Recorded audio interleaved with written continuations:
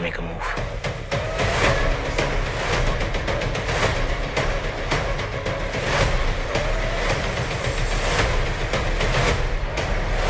What's next? Gotta up our game. It's the only way to get to the top. So this was the exclusive teaser they dropped for Power Book 2 Ghost Season 4 Part 2, which will be returning on September the 6th. What they've released is also just a very short teaser, very similar to the teaser they gave us for Part 1 way back in March.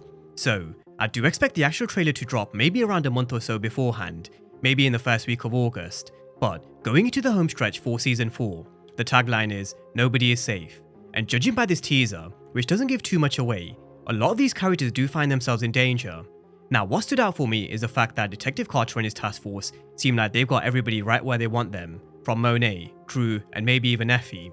Carter and his dirty task force, which is dirty in a different way, are going to move in on the Tejadas, but we will be unpacking this teaser scene by scene, where we are player by player, and generally what we can expect for Part 2 of Power Book 2 Ghost Season 4.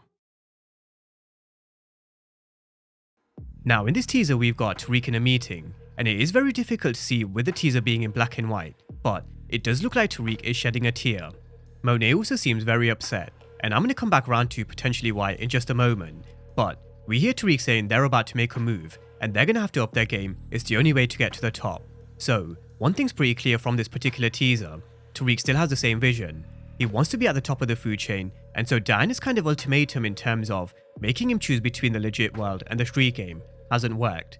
Tariq's made his choice, and he's also got Brayden by his side as they get busy in the streets. Father tried to ride one out from between two worlds. If you want to survive, you either a civilian or a gangster. There ain't no in between. Stay in your lane, all in or all out. Just like how Tommy does, and just like how Kanan did back in Power, Tariq's chosen to live by the gun and die by the gun. And even though later on in the teaser we do see him holding someone at gunpoint, very similar to how he had Junior, I do think Tariq is going to have to change this, which could actually be Zion based on the tattoos, but he really can't be bullied around and thrown around like a rag doll if he wants to be at the top of the game in the streets. That's Tariq's biggest weakness, him not being able to be physical, which we have seen in glimpses this season, but again, what happened with Salim could have played out very different had he not had a piece. And with Salim, that's also another murder that could very well come back to haunt Tariq and maybe even Diana. But with Brayden, we all know he'll always be there for his brother. We all heard how he made reference to what he's lost because of his loyalty, but just how far is he going to go in the streets? What impact could Zion have? I don't think they had Zion calling him Tiny Tommy for no reason, but I do think a lot depends on his relationship with Elle because of what she knows and what she could potentially get into. Now in regards to Tariq, is he able to reach the top of the game come the end of Part 2? That's the question. In my breakdown for 405, I questioned Tariq in this hallucination scene or somewhat challenged his thought process. He believed reaching the top of the game is his way of keeping his family safe. He believes he can do it different to Ghost, who had one foot in, one foot out. But I disagree.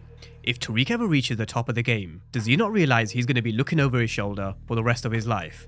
The blood spilt, the chaos, how many enemies Tariq will have created or pissed off, just like Ghost did. There are a lot of parallels to Tariq and Ghost in Season 4. Ghost is someone who pissed off a lot of people. He created so many enemies who were gunning for him when he reached the top of his game, which was to become Lieutenant Governor. But he had all of these guys gunning for him. There was Tommy. He created enemies out of politicians, his own family, and also law enforcement. He created a hell of a lot of enemies on the rise to the top. And it does feel like Tariq is kind of going in a similar direction.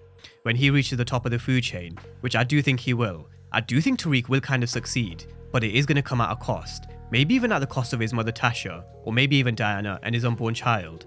So, just coming back around to Tariq potentially shedding a tear, has he lost Diana or his unborn child? Is Diana in danger in Part 2? I've been saying this for a few weeks now, the way they seem to be building the storyline up with Diana's pregnancy, her living a different kind of life other than the street game, her making an amends with Monet, Monet having a second chance to do right by Diana and her grandchild. Are they kind of just building these relationships up only for them to take it away in the most tragic manner? But this baby can be a fresh start. A chance for us to do family the right way. Just when Monet and Diana are beginning to have this mother and daughter connection, doing what mother and daughters normally do, is this when they rip their relationship away from us? Or, if not, could Diana lose her baby, which could be the reason why Tariq is shedding a bit of a tear and why Monet seems upset? I genuinely don't have a good feeling when it comes to Diana, because we all know how they do in Power. We've all watched Power long enough to know there are no happy endings, nobody is safe, and that also kind of extends to this unborn child. So that's just a little observation in terms of Tariq and Monet looking a little upset, but he is going to get straight back to demon time. But who he has at gunpoint, who knows? It is difficult to say at this moment in time, until we see a few more teasers and trailers.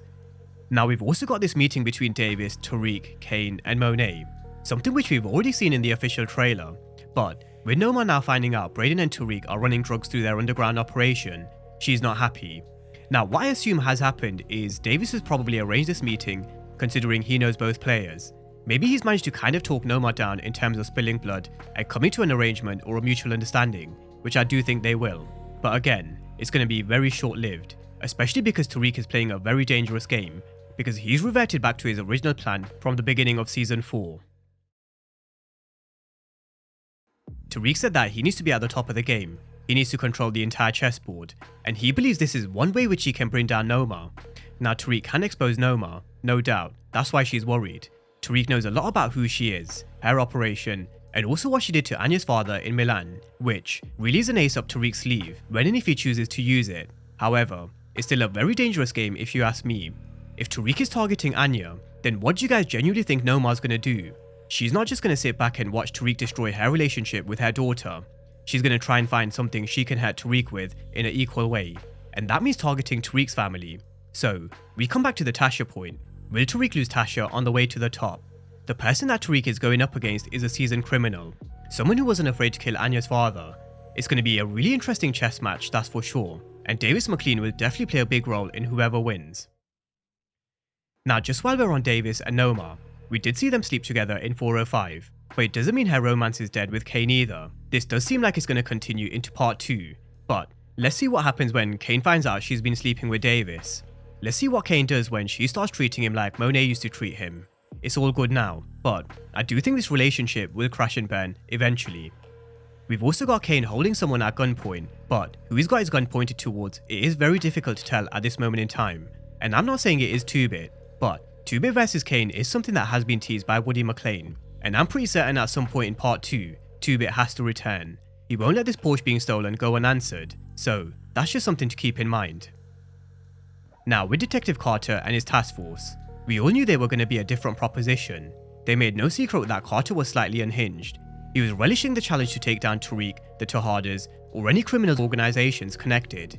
And the way in which he just kind of let these drug dealers take each other out and then act just backs up what his plan is.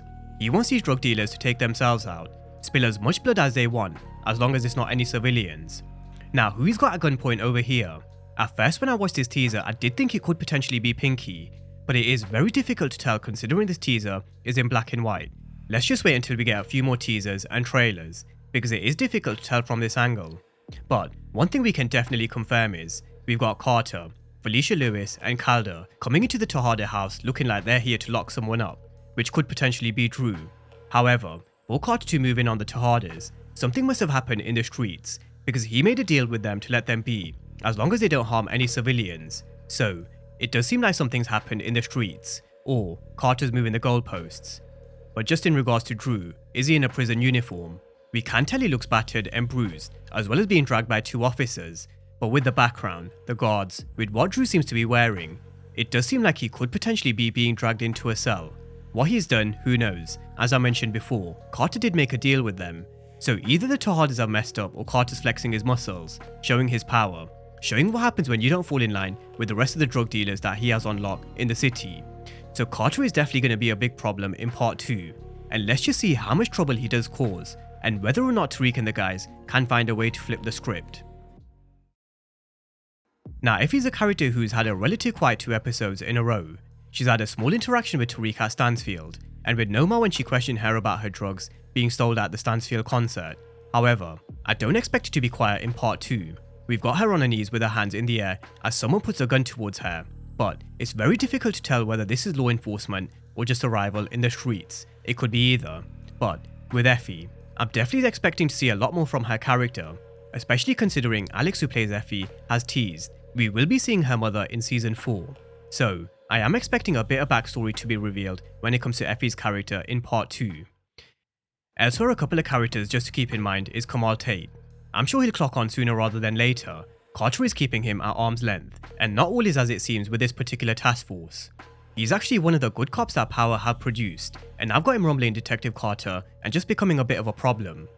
Now, if something happens to Kamal Tate, is that when we could finally see his brother Rashad Tate? There's also the 2-bit storyline, will we see Tommy return, and what happens with Tasha?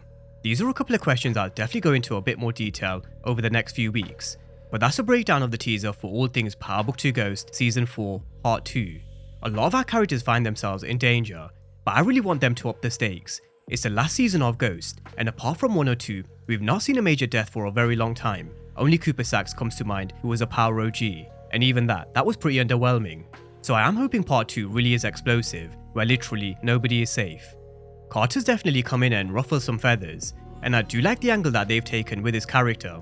But again, will Tariq and the guys just come out on top like they've always done previously? Will Carter and his task force succeed, or will the crew? Or will it be a mixture of both? Will Tariq reach the top of the game, and if he does, at what cost? I think that's the question. What sins will Tariq have to commit, and what will he lose along the way to the top of the food chain?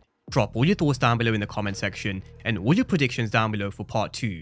But as always, thank you guys for watching, and I'll see you next time.